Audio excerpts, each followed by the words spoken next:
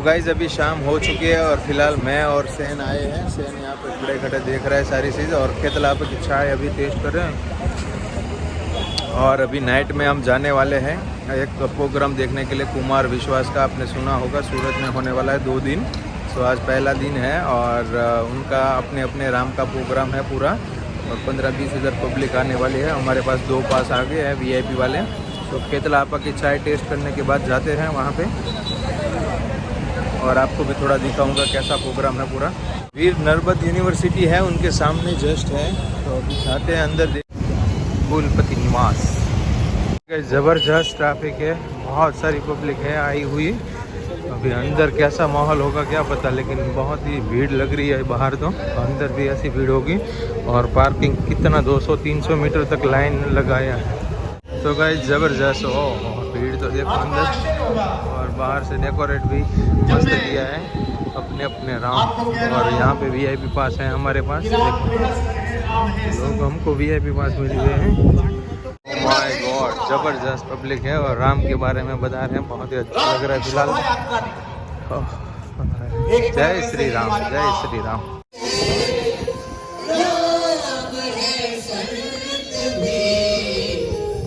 और इस कविता की ध्रुव पंक्ति पर पीछे तक हाथ उठाकर तालियां देना जो मैं पढ़ने जा रहा हूं।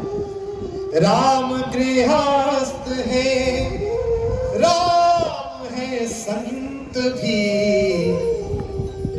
राम आरंभ भी, राम ही अंत भी। राम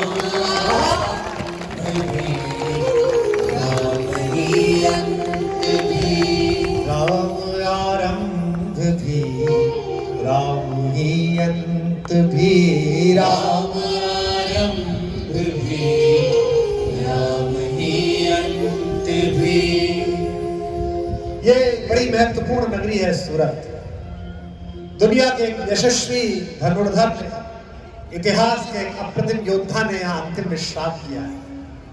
यह महारथी कर्ण की अंतिम विश्राम स्थली है। उसने इस जगह को चुना था अपने अंतिम संस्कार के लिए। बहरहा चतुष्पद और द्विपद का रुद्र मिश्र एक संग, समझ में ना आए तो युद्ध महसूस करना अपनी तालियों में। गत्वर के रही सुधर भूधर से लिए रक्त रंजित शरीर थे, जूझ रहे कौंतेय कर्ण क्षण क्षण करके गर्जन कबीर।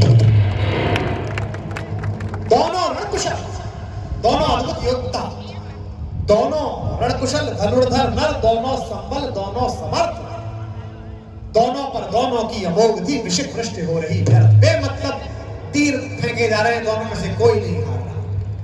अचानक कर्ण ने जो देखा अपना निशंग तरकश, तरकश में से फुंकार उठा कोई प्रचंड विषधर भुजंग। और उस सांप ने कहा कि सुन कर्ण, मेरा नाम अश्वसेन है, मैं सबसे बड़ा सांप हूं, पृथ्वी का सबसे जहरीला। और मेरा तेरा दुश्मन एक है सामने खड़ा हुआ अर्जुन, तू इसे मार नहीं पाए। बस एक काम कर, मुझे इस धनुष पर चढ़ाकर सामने उसके रथ तक फेंक दे, चुपचाप। तू युद्ध करता रहे, मैं पीछे से उसके पैर में काटूंगा, उसे मार दूंगा। तू भी जीत गया, मैं भी जीत गया। लेकिन मां रे कर्ण, उसने जो उत्तर दिया इसीलिए वो उसे कर्ण बनाता है। उसने कहा, रे अश्वसेन, तेरे अनेक वंशज हैं छिपे नरों में। राधे जरा हंसकर बोला, राधा का बेटा, रे कुटिल बात क्या कहता है। अगली पंक्ति पर उस महारथी के लिए ताली बजाना जिसने सूरत को अपनी अंतिम लीला स्थली चुना। वह कर्ण जरा हंसकर बोला, रे कुटिल बात क्या कहता है। जय का समस्त साधन नर का अपनी बाहों में रहता है। इस पर भी सांपों से मिलकर मैं मनुज से युद्ध करूं, जीवन भर जो निष्ठा पाई उससे आचरण विरुद्ध करूं। संसार क्या कहेगा, संसार कहेगा जीवन का सब सुकृत कर्ण ने क्षार किया। शत्रु के वध के लिए नीच ने सांपों का सहाय लिया। रे अश्वसेन, अगली पंक्ति आपने गली मोहल्ले व्यापार में महसूस की हो तो बताना महाकवि दिनकर की पंक्तियों में। रे अश्वसेन, वो सांप तेरे अनेक वंशज हैं छिपे नरों में भी, केवल मन में ही नहीं अपितु बसते कुलग्राम घरों में भी। अर्जुन है मेरा परम शत्रु, पर सर्प नहीं नर ही तो है। और अगली पंक्ति राम की पंक्ति है, बड़े योद्धाओं की पंक्ति है। अर्जुन है मेरा परम शत्रु, पर सर्प नहीं नर ही तो है। संघर्ष सनातन नहीं, शत्रुता इस जीवन भर ही तो है। केवल इसी जीवन तो है जहां दो भाइयों के बीच एक राज सिंहासन फुटबॉल की तरह घूमता रहा। जरा जरा सी बात पर प्राण देने वाले लोग, मैं देखता हूं चुनावों में जब टिकट बंटते हैं तो जिसका कट जाता है वो कैमरे पर रोता है। मैं कहता हूं तू मुक्त हो गया, बच गया मूर्ख, मुझसे पूछ।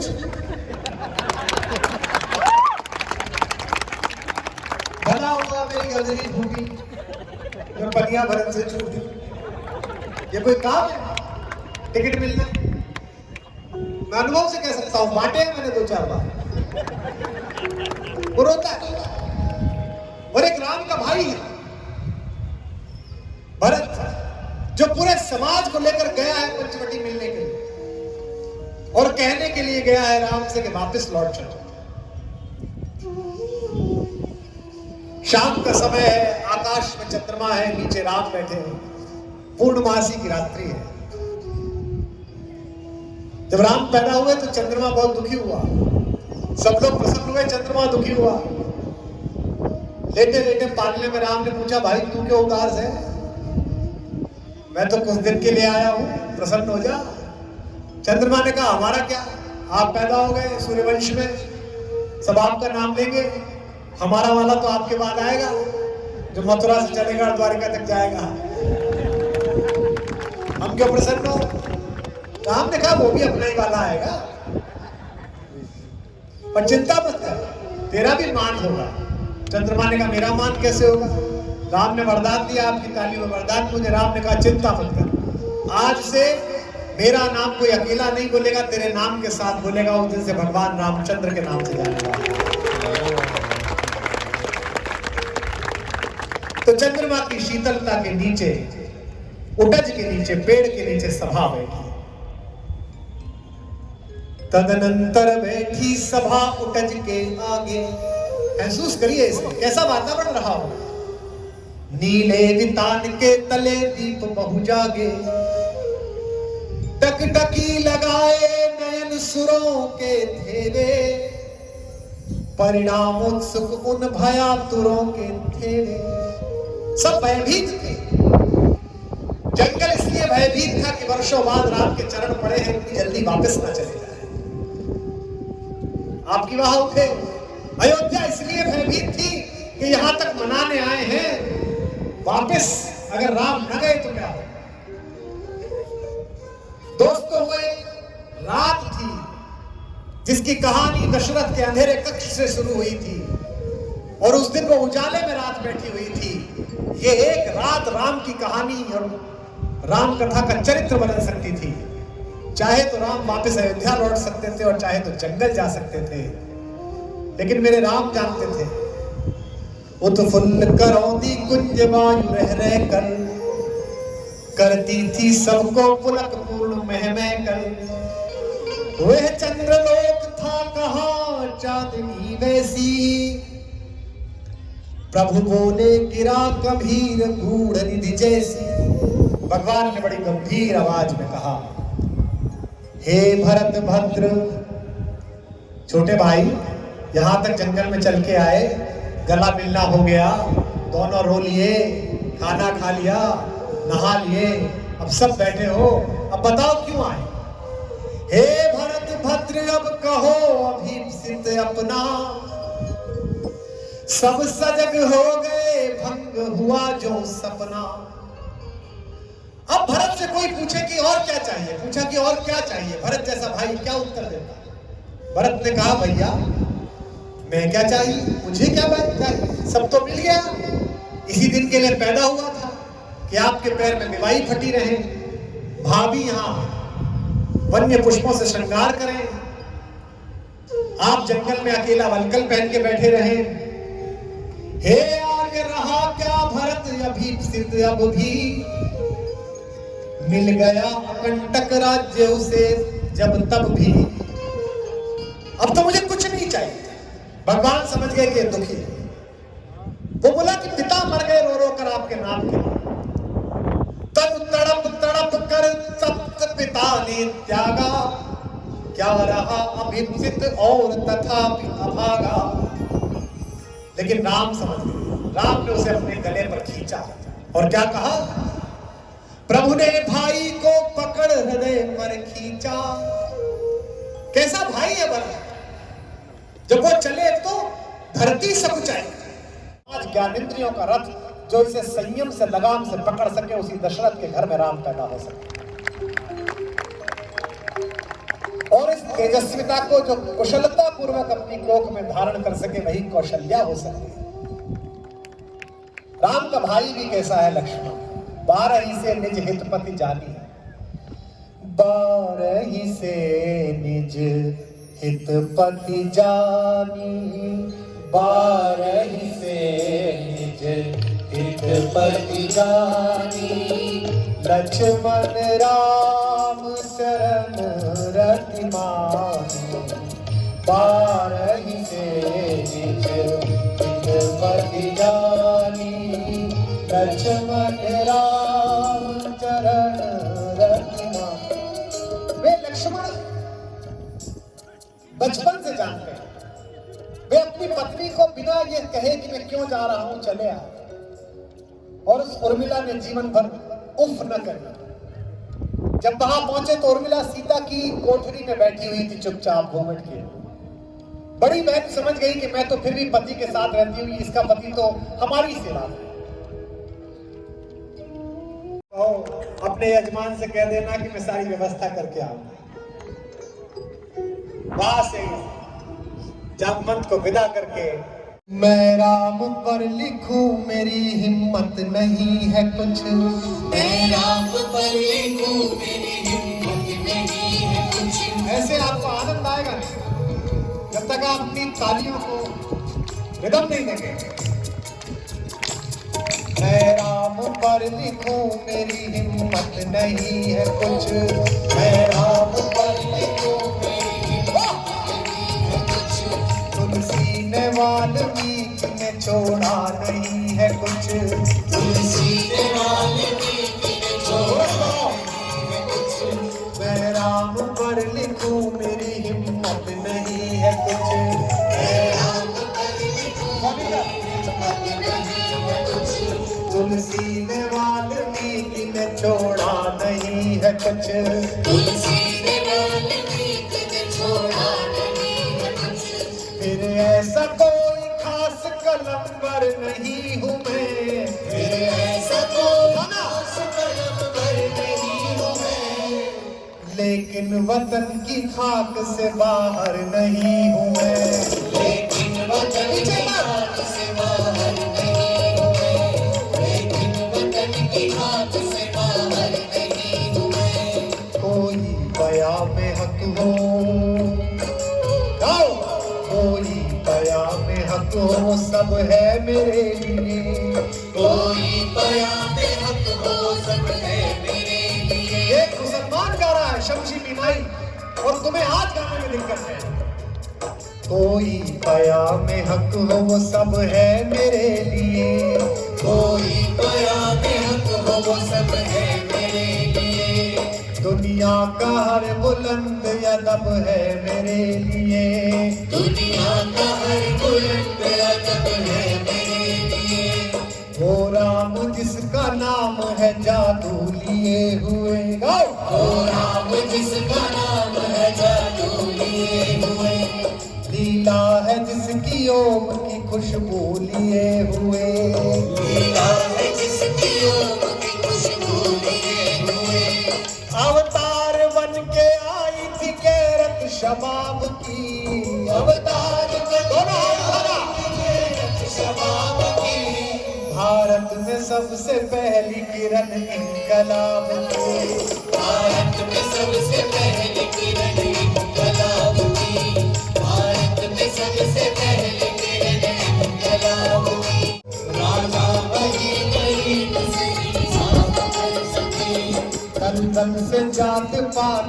हरदम उबर सके। ये दो पंक्तियां सुनना और गले से पानी आए, आंखों से आंसू आए तो मेरे राम के लिए हाथ उठाना। जो वर्ण भेद भाव के चक्कर को तोड़ दे, जो वर्ण भेद भाव के चक्कर को तोड़ दे, शबरी के बेर खा के जमाने को मोड़ दे, शबरी के बेर खा के जमाने को मोड़ दे, शबरी के बेर खा के जमाने को मोड़ दे, शबरी के बेर खा के जमाने को मोड़ दे। इंसान तालियां, इंसान हक की राह में हरदम जमा रहे, इंसान हक की राह में हरदम जमा रहे। छोटा सा अंतर है राम और रावण होने, कल पूरा बताऊंगा आपको प्रबंधन। जब युद्ध का आखिरी दिन था रावण नीचे गिर गया। सूरत वालों ये प्रसंग भी सुनिए, शायद आपके मन से आपका आदर और छलके मेरे राम के प्रति। तो पंच कन्याओं में से पूजित माता मंदोदरी को सूचना मिली कि उनका त्रैलोक्य का सबसे तेजस्वी पति रावण मारा गया। वे आई अपने संबंधी मामा माल्यवान के साथ विलाप करने। राम समुद्र के किनारे एक शिला पर दूर कहीं बैठे हुए दुखी थी, आंख से आंसू झर रहे, लटाएं खुल गई, धनुष गिर गया, तरकश बिखर गया और सामने चितरी हुई चिताओं को देखकर, शवों को देखकर राम रो रहे थे कि क्या मूर्खता हुई, क्या अनिष्ट हुआ। इसको कितना समझाया कि परिस्थिति का हरण मत कर, ये नहीं मानी। शाम का समय था, रात्रि हो चुकी थी, चंद्रमा आकाश में था, वो भी रो रहा था। ये राम और रावण होने में अंतर। जो आपके पास है अगर वो पर्याप्त है तो आप राम हैं, और जो आपके पास है उसके ना होने के बाद भी दूसरे का आप लेना चाहते हैं तो आपके अंदर रावण पनप रहा है। उसके पहले मंदोदरी ने कहा कि मैं उस सुदर्शन पुरुष को देखना चाहती हूं, मैं उस योद्धा को देखना चाहती हूं जिसने मेरे इतने मेधावी पति का वध किया। त्रैलोक्य जिसके नाम से कांपता था, इसे मारने वाला कौन है? ऐसा उसमें क्या खास है, ऐसा उसमें क्या अंतर था जो जिनमें नहीं था? माना इन्होंने अपराध किया, माना इन्होंने उसकी पत्नी का हरण किया, लेकिन योद्धा तो इतने प्रतापी थे कि कुबेर हथियार छोड़ के भाग गया, स्वर्ग छोड़कर इंद्र भाग जाता था। किसने मारा? इसे एक पंक्ति में राम और रावण का अंतर समझ जाओ तो कल हम वहीं पहुंचेंगे जहां से मैं शुरू करना है। और आपने मुझे वादा किया है कि 5 युवाओं को लेके आएंगे। वादा किया हो तो अपनी तालियों से बजाइएगा, मुझे दोनों हाथ उठाकर आ। मंदोदरी ने पूछा लोगों से कि वो योद्धा कहाँ है जिसने मेरे पति का वध किया? विभीषण ने कहा भाभी वे स्वयं बहुत दुखी है। मंदोदरी ने कहा मुझे ज्ञान मत, मुझे उसे देखना है कि वो कौन है। तो सबने कहा कि वो उधर निर्जन में अकेले बैठे हुए हैं, बहुत कष्ट है। मंदोदरी चुपचाप उठकर गए, राम पीठ करके बैठे हुए, चंद्रमा की रोशनी पड़ रही। जैसे ही माता मंदोदरी की छाया राम के चरणों पर पड़ी और राम ने देखा कि स्त्री की छाया है, एक पल्ला है। राम अपनी हल्की सी तंद्रा से जागे और सीधे खड़े होकर उन्होंने प्रणाम किया, कहा माता आप कौन हैं? इस युद्ध क्षेत्र में क्या कर रही हैं? ये निर्जन प्रदेश नहीं है, खतरा है। सुनिए मैं सैनिकों को बुलाता हूं, आपको वापस भेज देता हूं। मंदोदरी ने कहा राम मैं महारथी महाबली रावण की पत्नी मंदोदरी। राम ने हाथ जोड़कर आंसू भरे हृदय से कहा माता आपसे क्षमा चाहता हूं, मेरे हाथों आपके तेजस्वी और परम पराक्रमी पति का वध हुआ, पर यह युद्ध में नियति थी।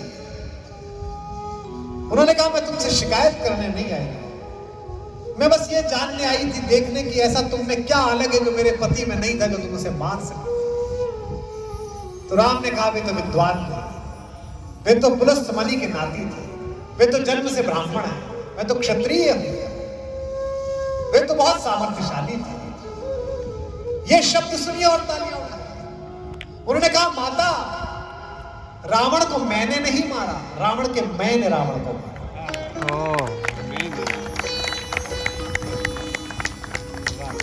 फिर उन्होंने पूछा कि आप देखने आई थी कि क्या अलग है? आपने देख लिया कि क्या अलग है? मंदोदरी ने कहा, हाँ राम, मुझे पता चल गया कि तुम में और मेरे पति में क्या अंतर है, और इस अंतर पर भी आपके हाथ खुले। आप शायद थोड़ा थक गए हैं मुझे लगता है, हालांकि वायुदेव कृपा कर रहे हैं। मंदोदरी ने कहा, राम, मैं पहचान गई कि उनमें तुम में क्या अंतर है। एक वे थे जो मेरे जैसी सुदर्शन और पंचकन्याओं में पूजित पत्नी के रहते हुए भी जंगल में घूम रहे एक तपस्वी की वलकल पहने हुई स्त्री पर मोहित हो गए, उसे उठा लाए। एक तुम थे जो दूसरे की पत्नी की छाया मात्र से सजग होकर दूर खड़े हो गए प्रणाम करके। यही एक अंतर है राम।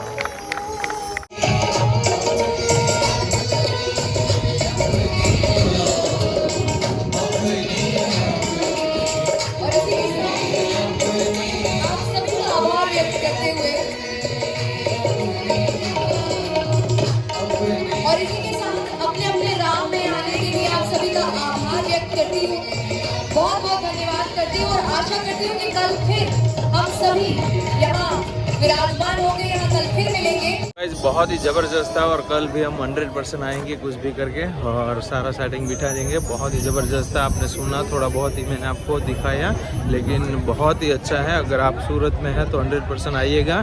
फिलहाल आज का व्लॉग यहाँ पे एंड करेंगे। आई होप आपको ये पसंद आया होगा। पसंद आया तो इसको लाइक करिए और कमेंट में श्री राम लिखिए। आपने अगर देखा है तो श्री राम लिखिएगा, जय श्री राम लिखिएगा। Thank you so much, bye bye, tata, see you.